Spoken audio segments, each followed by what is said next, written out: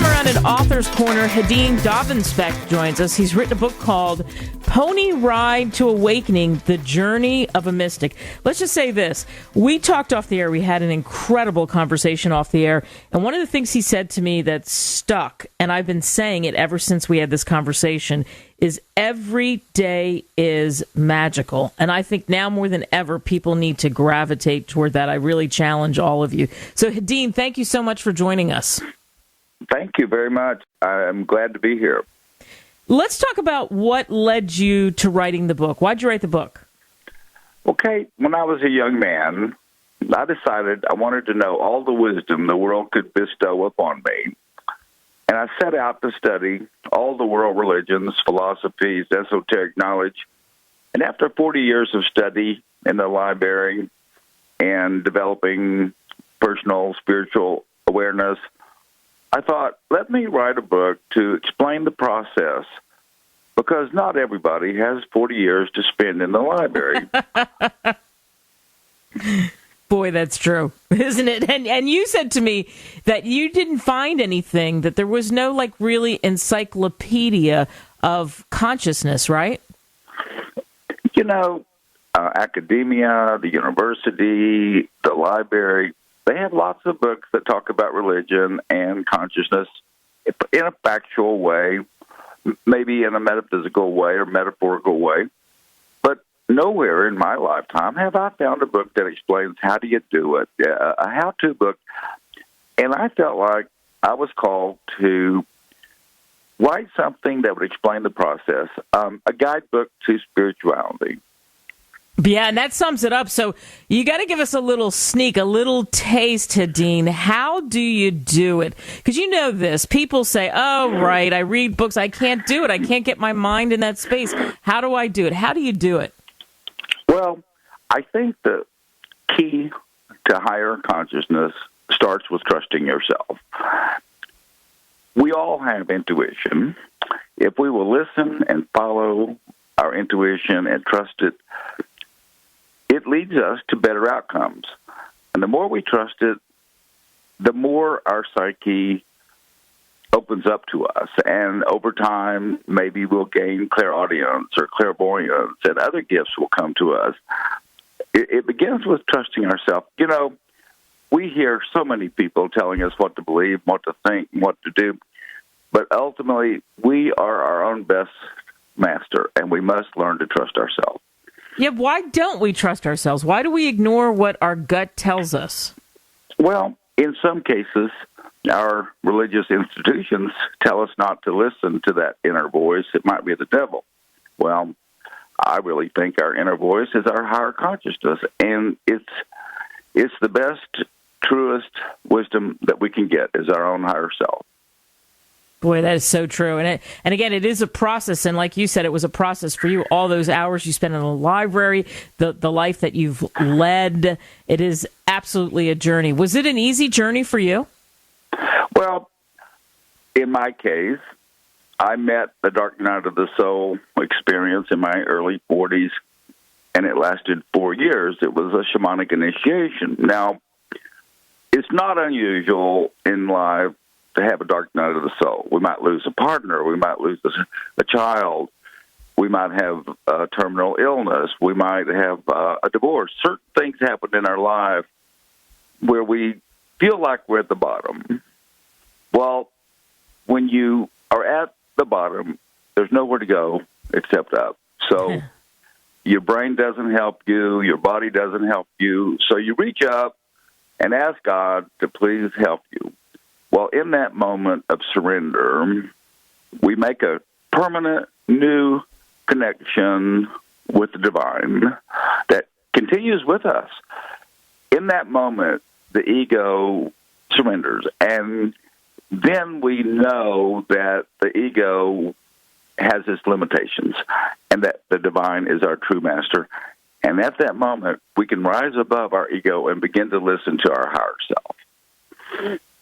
And, you know, in talking about this higher self, and I'm sure there's people, I said this in the beginning, Hedin, that are listening that are like, oh, I tried that, I couldn't do it. Oh, I couldn't listen to my gut. When you personally, and you said this talking about the dark night of the soul, when you went through something, this isn't something you take lightly. I mean, you have to work at it, right?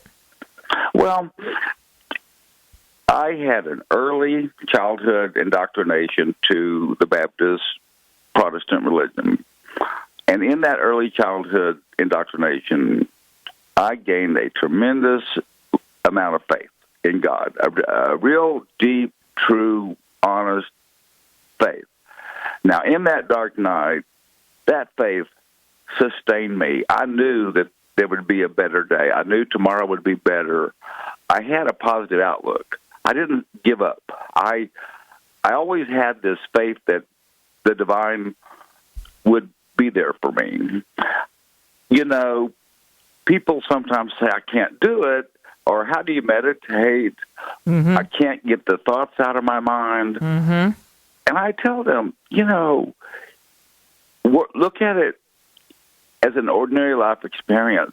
When you're washing dishes, you're not thinking about tomorrow's bills.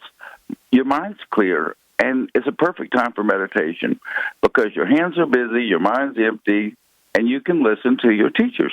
Now, maybe taking a shower, or maybe running or dancing, because you don't have to always sit in the lotus position in a dark room.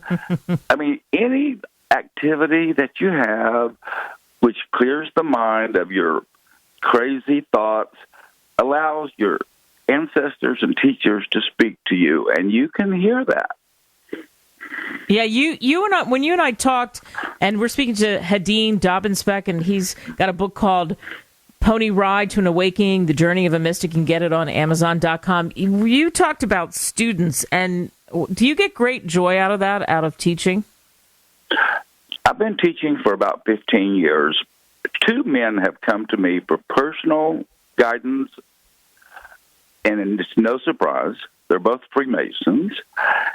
They understand that to truly be a master, it requires personal transformation. A simple ritual is not going to make you a master. It requires personal dedication and transformation into a higher awareness. And 2 men have come to me for personal counseling, which gives me great satisfaction. And I've taught many classes. I have a YouTube channel, and I try to get the word out. There you go. And you try to get the word out because you know that it's a huge difference when you make that switch, right? Well, there's a freedom that comes